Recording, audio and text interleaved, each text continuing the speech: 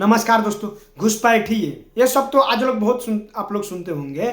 हमारे देश में ये शब्द खूब चर्चा के विषय बना हुआ है। मीडिया, सोशल मीडिया में ये शब्द छाया हुआ है। हमारे देश में एसआईआर प्रक्रिया शुरू हो चुकी है। बीजेपी नेताओं का मानना है कि एसआईआर प्रक्रिया से घुसपैठियों को पता लगाने में मदद मिलेगी, तो वहीं विपक्षी पार्टी के नेताओं लोग का मानना है कि एसआईआर प्रक्रिया के द्वारा उनके वोटरों का नाम काटे जा रहा है।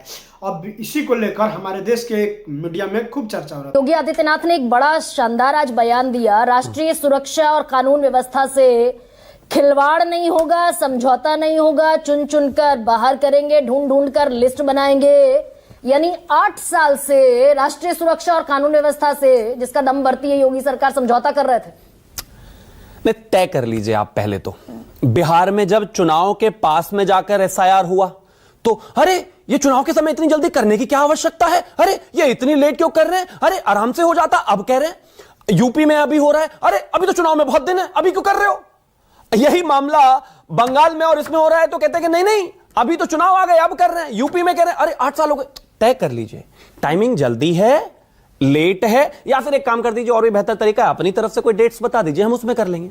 मैं ऐसा मानता हूं कि इस देश में एसआईआर के विषय पर अब लगातार बात हो रही है। मैं ऐसा मानता हूं कि घुसपैठियों को लेकर केंद्र सरकार, राज्य सरकारें सभी लगातार बात कर रही है, कमिटेड है। मैं इस बात पर गौरव भी करता हूं कि मेरे प्रदेश के मुख्यमंत्री ऐसी बातें कर रहे हैं, वरना मेरे ही देश में कुछ मुख्यमंत्री ऐसे भी हैं जो अभी कह रहे हैं मैं कहीं नहीं जाने दूंगी आपको, अब बांग्लादेश भी नहीं जाने दूंगी, डिटेंशन सेंटर भी नहीं जाने दूंगी, वोट देना आप मेरे लिए भर भर के। आज जब घुसपैठियों के लिए ऐसी ऐसी बातें मुख्यमंत्री कर रहे हैं तो मैं मानता हूं कि गौरव का विषय है कि उत्तर प्रदेश के और भारतीय जनता पार्टी के मुख्यमंत्री ये कह रहे हैं कि बिल्कुल ठीक बात है। अच्छा, ये भी गौरव का विषय है कि बंगाल में भी घुसपैठिए हैं, दिल्ली में भी घुसपैठिए थे, झारखंड में भी घुसपैठिए थे, बिहार में भी थे, उत्तर प्रदेश में भी हैं।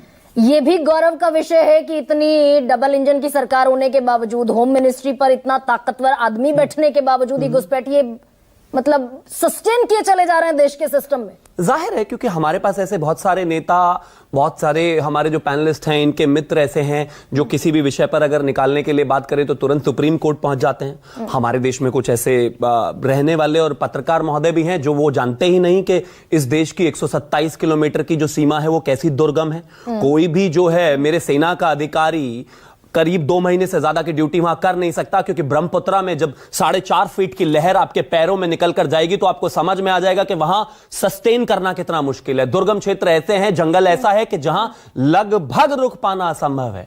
उस दौरान भी मेरे देश की सेना अपने बॉर्डर्स की सुरक्षा करती है। बावजूद उसके लोग इन्फिल्ट्रेशन करते हैं, लेकिन सरकारों का, नेताओं का एक रेजोल्यूशन तो होना चाहिए कि भाई कोई भी आएगा हम उनको वापस भेजेंगे। और उस बात को मेरे देश के जो गृह मंत्री हैं बहुत गौरव के साथ कहते हैं। यस, मैं आपकी इस बात को प्रेज करती हूँ कि भाई 127 किलोमीटर दुर्गम सीमा है, हम इन्फिल्ट्रेशन नहीं रोक सकते, ये आपने आज स्वीकार किया। निकाल तो सकते हैं बाहर, इन्फिल्ट्रेशन हम नहीं रोक सकते।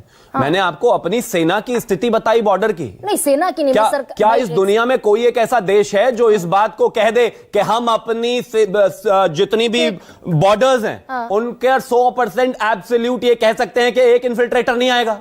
जो यहाँ पर खिकी करके हंस रहे हैं वो भी बता दे कोई ऐसा एक देश हो तो। नहीं है भाई, नहीं है, ठीक है, ओके, कोई नहीं बता सकता। पोरस है बॉर्डर्स, इन्फिल्ट्रेशन नहीं रोक सकते, घुसपैठिए आएंगे, अभी भी हैं इस देश में घुसपैठिए, तो हम निकालते क्यों नहीं? फिर निकाल तो सकते हैं ना भाई, रोक नहीं सकते। चुन चुनकर डिलीट, डिपोर्ट, डिटेक्ट, जो अब 8 साल बाद योगी कर रहे हैं, 20 साल बाद बिहार में करने की शुरुआत की, आज बंगाल में करने की बात कर रहे हैं 11 साल बाद। चुनाव के वक्त झारखंड में कर रहे थे, कोई डेटा नहीं है, दिल्ली में कर रहे थे, डेटा नहीं। निकाल तो सकते हैं, है हमारे देश में, है हमारे देश में कुछ निकाल सकते हैं कि नहीं? है हमारे देश में कुछ प्रशांत भूषण जैसे लोग जो कहते हैं कि नहीं नहीं इनके भी तो मानवीय अधिकार है, इनको क्यों निकाल रहे हो। है ममता बनर्जी, नहीं नहीं कहीं जाने नहीं दूंगी। है कुछ पत्रकार 8 साल बाद उनको डिटेंशन करने की बात करो, अरे अभी तक बैठे हुए थे आप, आज क्यों कर रहे हैं। गजब बात है भैया, एक कॉमन कंसेंसस बना लो, सारे हिंदुस्तानी हो ना, मुख्यमंत्री से लेकर पत्रकार से लेकर और वो इंडिपेंडेंट लॉयर तक हो ना सारे। एक तो प्लीज आइए साथ में मिलकर निकालते हैं। अच्छा जी, सीए पर सबका विरोध था, आपने सीए को नोटिफाई कर दिया। 3 तलाक पर विरोध था, आपने नोटिफाई कर दिया। आपने दुनिया भर के कानून, बीएनएस आपने 141 सांसदों को बाहर फेंककर संसद से निकलवाकर सस्पेंशन के बाद आपने बीएनएस लागू कर दिया। घुसपैठियों पर आपको सबकी सहमति की जरूरत है। ये फेंकना वेकना आपकी भाषा होगी, हमारी तो है नहीं, लेकिन हाँ दूसरी बात जरूर है, दूसरी बात जरूर है, प्लीज आप नहीं, दूसरी बात इतना साफ है कि इतने विरोध के बाद भी निकालेंगे हम ही निकालेंगे, चिंता मत कीजिए। बाकी इन सबसे क्या उम्मीद कर रहे हैं? जो खुल्लम खुल्ला कह रही है कि हम नहीं जाने देंगे बांग्लादेशियों को कहीं, वो निकालेंगे क्या? जो हंस रहे हैं वो निकालेंगे क्या? हम निकालेंगे, विरोध के बावजूद निकालेंगे। शिवम ओके फाइन, मतलब निकालेंगे, 11 साल हो गए नहीं निकाल पाए, अब निकालेंगे। लेकिन मैं कहता हूं ना, अच्छा, समय लगता है, होता है, समय लगता है, हर अच्छी चीज में थोड़ा समय लगता है। और मैं तो मानता हूं कि ये जो देश में जितने भी लोग हैं, घुसपैठियों के समर्थक हैं, साथी हैं, प्रेमी हैं, उन सबके चेहरे एक्सपोज तो होने चाहिए। जो ये सवाल पूछे कि 11 साल उनके भी। ठीक, ओके शिवम, ये बात बहुत शानदार कहते हैं और ये देश की जनता के सामने रख दिया मैंने फैक्ट। शिवम कह रहे हैं कि निकालेंगे हम भाई, 11 साल में नहीं निकाल पाए, पर चलिए खैर निकालेंगे, इस पर हम धीरज धर लेते हैं। लोग 70 साल में नहीं निकाल पाए, आप 11 की बात कर रहे हैं, गजब बात हो गई। श्री प्रकाश जायसवाल मेरे गृह मंत्री नहीं थे, कांग्रेस के थे 2004 में, और जो मेरे बराबर वाले हंस रहे हैं ना बार बार, उन्हीं के गृह राज्य मंत्री थे। उन्हीं का फ्लोर ऑफ द हाउस बयान है कि इस देश में 1 करोड़ 20 लाख घुसपैठी हैं। कितने क्या करते थे भाई?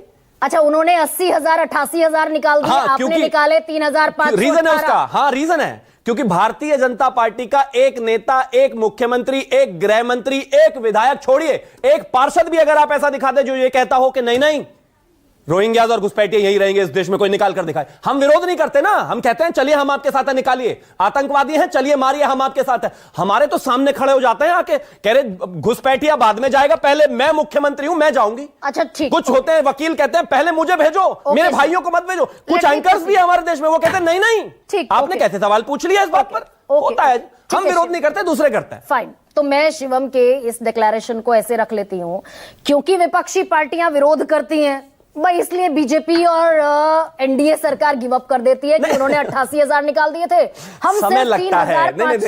आपने फिर मिस कैलकुलेट कर दिया, आपने फिर नहीं 10 सेकंड देखिए, होता क्या है कि अगर ये राम विरोधी, घुसपैठिए प्रेमी अगर ये विरोध ना करें तो ये अच्छी चीजें जल्दी हो जाएं, जैसे कि राम विरोधी सारे विरोधी थे तो मंदिर बनने में थोड़ा समय लग गया, साथी होते जल्दी हो जाता। घुसपैठियों के प्रेमी है, ये विरोध कर रहे हैं, थोड़ा समय लग रहा है, लेकिन होना तय है, ये गारंटी है जी। 370 विरोधी थे, हमारे साथ होते जल्दी हटा देते, लेकिन थोड़ा खत्म,